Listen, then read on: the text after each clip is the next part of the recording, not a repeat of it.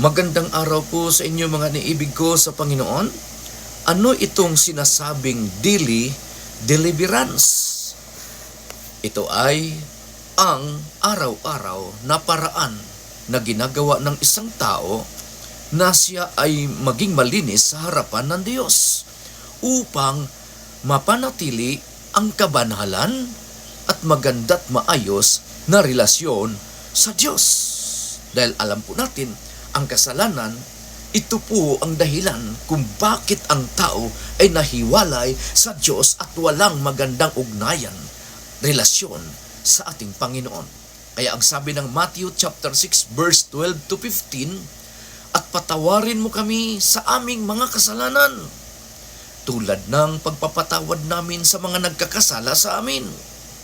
At huwag mo kaming hayaang matukso, kundi iligtas mo kami sa masama, sapagkat kung pinapatawad ninyo ang mga nagkasala sa inyo, patatawarin din kayo ng inyong Ama na nasa langit.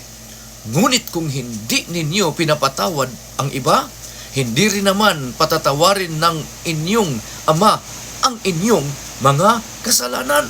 So mahalaga po na tayo po ay magpatawad. Ang mga taong nagkikimkim ng sama ng loob at galit hanggang ngayon ay alipin ng dyablo. Dahil ang sabi po ng Ephesians chapter 4, 26-27, kung magalit man kayo, huwag niyong hayaang lumubog ang araw na galit pa rin kayo. Huwag ninyong pagbigyan ng pagkakataon ang dyablo.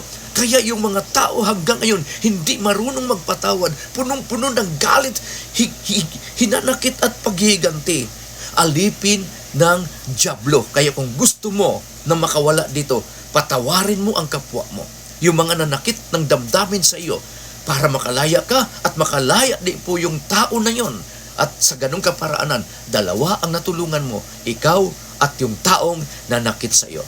Mga kapatid, mahalaga po mapanatili natin yung ating magandang ugnayan, relasyon sa ating Panginoong Diyos. Ang sabi po ng 1 Peter chapter 1 verse 15 to 16, dahil ang Diyos na pumili sa inyo ay banal, dapat din kayong magpakabanal sa lahat ng inyong ginagawa, sapagkat nasusulat, magpakabanal kayo sapagkat ako'y banal. Ang kasalanan, ituring mo itong mortal na kaaway. Ang kasalanan, ituring mo itong lason, cancer. Amen. Pag hindi mo ito, hallelujah, sineryoso at hinayaan mo lang sa sarili mo, kapatid, po pwedeng mapahamak ang kaluluwa mo. At ang tao na hanggang ngayon nagkikimkim ng sama ng loob at hindi marunong magpatawad, inaalipin siya ng dyablo at wala siyang magandang relasyon sa ating Panginoon. Dahil ang Diyos po ay banal, dapat tayong magpakabanal. Naway matutunan po natin yung tinatawag na daily deliverance. Amen? Shalom, shalom sa inyong lahat.